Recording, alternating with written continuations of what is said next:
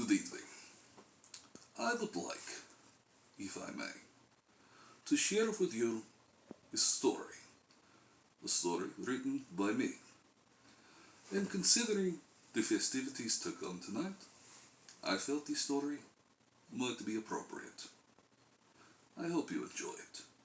This is titled Monsters Are Real.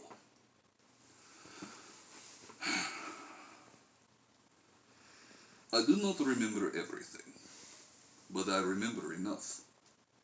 I remember enough to tell you, with no uncertainty, that monsters are real. As a young boy, I was moved from one orphanage to another. I moved a lot in those days. I was just another bastard child of the Soviet Union, being passed aimlessly from one place to the next. I spoke no discernible language. I never stayed in one place long enough to become fluent. So it was that the morals and lessons of bedtime stories were lost in translation to me. It was my ignorance that saved me. The orphanage I now speak of was just outside the Romanian border in the southern reaches of Ukraine. The sleeping chambers were on the second floor. The boys stayed in one room, the girls another. Between the two rooms was the bedchamber of our overseer. Each night, as we lie in our cots, the overseer or her assistant would read us a story. These stories often made mention of the boogeyman, Baba Yaga, or some other monster. I only understood parts of each story. One night, after everyone had gone to sleep, I was awakened by a strange noise. At first I thought it was the crackling from within the wood stove. I then began to wonder, how then was no one else awakened by this sound? My bunk was the furthest from the fire, yet everyone remained sleeping and undisturbed. I heard it again. This time, the noise came from under my cot. It was a light scratching sound, accompanied by a deep growl. The growl came in rhythmic waves, much like breathing. A thought occurred to me. What did the lady say about sleeping children and monsters? If a child's hand or foot should fall from their bed while sleeping, the monster would take them away and keep them forever? No more orphanages, no more being moved around. A place I could stay forever. I slowed my breathing and timed it with the creature lurking beneath me. I closed my eyes and slid my arm out from under the covers.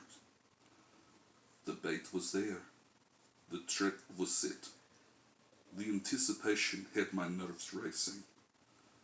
My eyes were closed, but I could sense the world around me. The tiny hairs on my arm stood straight. I felt the chilling night air. There was something else. There was something colder drawing near. The pin-prickling sensation grew stronger. The hairs on my arm felt as if they were trying to leap from my skin. I waited for what seemed an eternity. I had a strange impression of a sharpened claw, slowly grazing upward along my wrist. I lunged forward and grabbed the monster by his wrist. My momentum carried me downward and I crashed upon the floor. I found myself staring into the eyes of an appalling creature. Its eyes were gleaming yellow.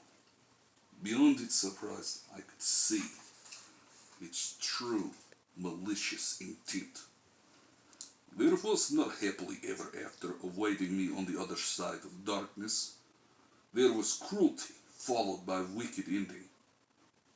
The commotion must have awakened the others in the house. Just a half a second after the fiend had pulled me free and slid back beneath the cot, I was being lifted off the floor. I screamed out with incomprehensible protests. As I was being removed from the room, I caught a glimpse of yellow eyes. They peered out, not from under my cot, but from under the cot next to mine. The small bunk was occupied by a young boy I knew as Pavlo. He had such a puzzled look on his face. I tried to warn him before being withdrawn from the chamber. I was made to sleep downstairs that night. The next morning, Pavlo was gone. Some say he ran away. I wish I could believe that. I really do wish I could believe that. Well, I hope you've enjoyed this evening's story. And happy Halloween to you.